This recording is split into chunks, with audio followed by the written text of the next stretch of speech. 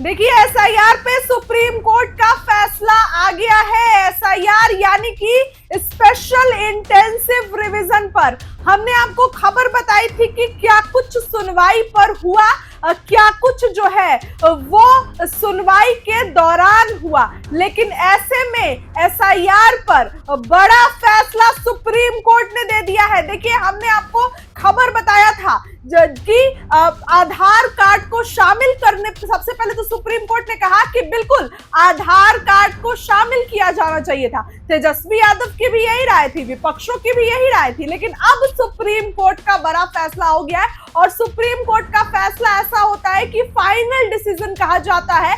Supreme court के फैसले पर सवाल नहीं उठाया जा सकता है। तो ऐसे में सुप्रीम कोर्ट के तरफ से देखिए बड़ा फैसला आ गया है। आपको बताएं कि एसआईआर पर एससी में मतलब सुप्रीम कोर्ट में सुनवाई हुई है और चुनाव आयोग को सही ठहराया है। जी हां, चुनाव आयोग के रुख को सही ठहराया गया है।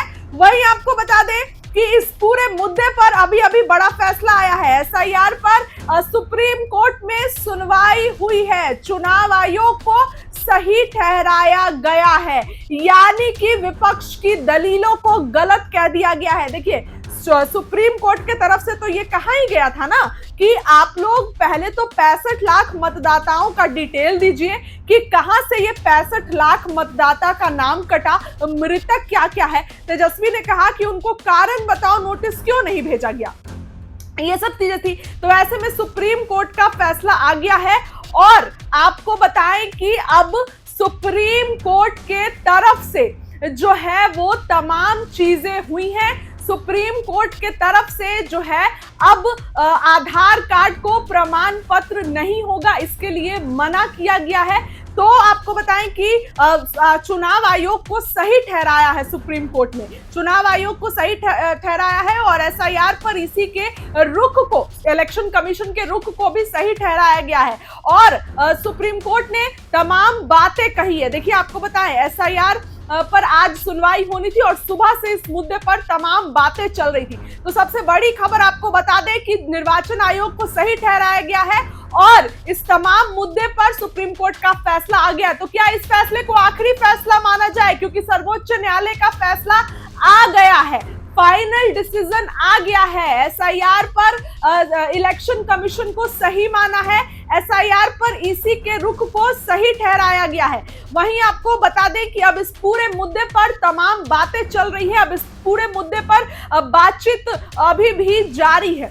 एसआईआर पर ईसी के रुख को सही ठहराया गया है। हमने आपको यह भी बताया था कि सुप्रीम कोर्ट ने कहा कि आधार को पहचान प्रमाण नहीं माना जा सकता है। इसके पहले तो सुप्रीम कोर्ट ने कहा था कि बिल्कुल प्रमाण पत्र में आधार कार्ड क्यों नहीं शामिल हो सकता, लेकिन अब सुप्रीम कोर्ट ने कहा है कि आधार को पहचान प्रमाण पत्र नहीं माना जा रहा है, यानी कि इलेक्शन कमीशन का साथ दिया है सुप्रीम कोर्ट ने। सबसे पहले तो डेटा मांगा था, विवरण मांगा था, लेकिन अब सुप्रीम कोर्ट के तरफ से बड़ा फैसला आया है और सुप्रीम कोर्ट ने ये सभी मुद्दों को सही सही बताया है।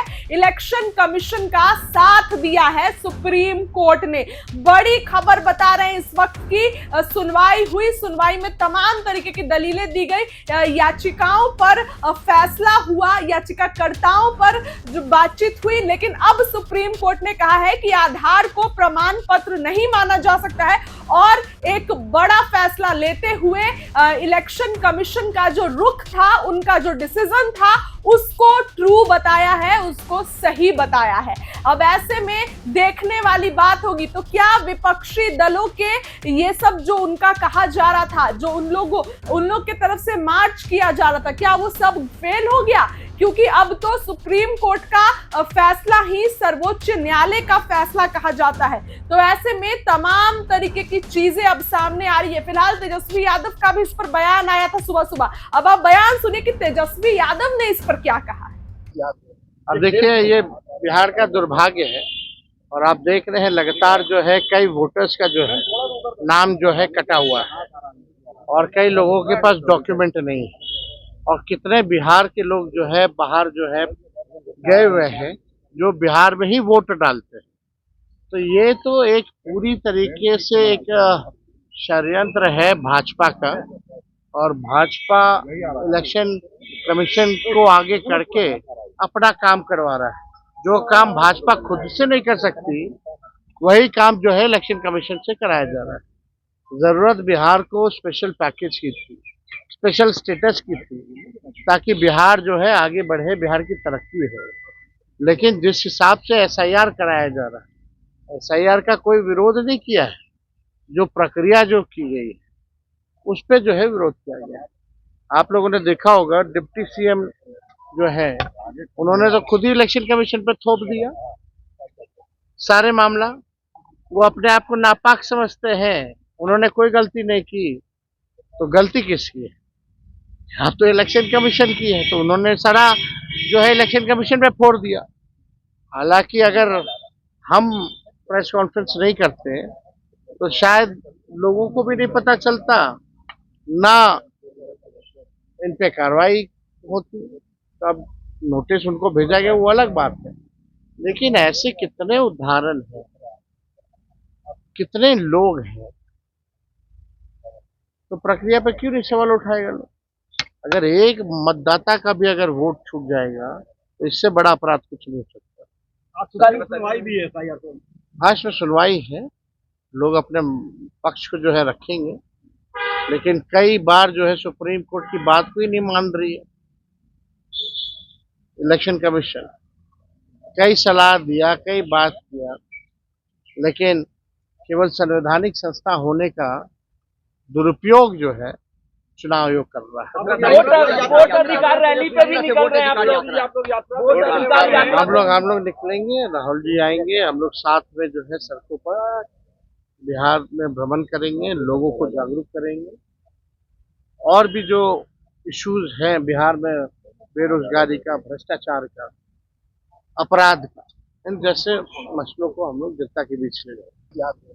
अब देखिए, ये बिहार का दुर्भाग्य है और आप देख रहे हैं लगातार जो है कई वोटर्स का जो है नाम जो है कटा हुआ है और कई लोगों के पास डॉक्यूमेंट नहीं है, और कितने बिहार के लोग जो है बाहर जो है गए हुए हैं जो बिहार में ही वोट डालते हैं। तो ये तो एक पूरी तरीके से एक षड्यंत्र है भाजपा का, और भाजपा इलेक्शन कमीशन को आगे करके अपना काम करवा रहा है। जो काम भाजपा खुद से नहीं कर सकती वही काम जो है इलेक्शन कमीशन से कराया जा रहा है। जरूरत बिहार को स्पेशल पैकेज की थी, स्पेशल स्टेटस की थी, ताकि बिहार जो है आगे बढ़े, बिहार की तरक्की हो। लेकिन जिस हिसाब से एसआईआर कराया जा रहा है, एसआईआर का कोई विरोध नहीं किया है। जो प्रक्रिया जो की गई है उस पे जो है विरोध किया गया है। आप लोगों ने देखा होगा डिप्टी सीएम जो है उन्होंने तो खुद ही इलेक्शन कमीशन पे थोप दिया सारे मामला। वो अपने आप को नापाक समझते हैं, उन्होंने कोई गलती नहीं की, तो गलती किसकी है?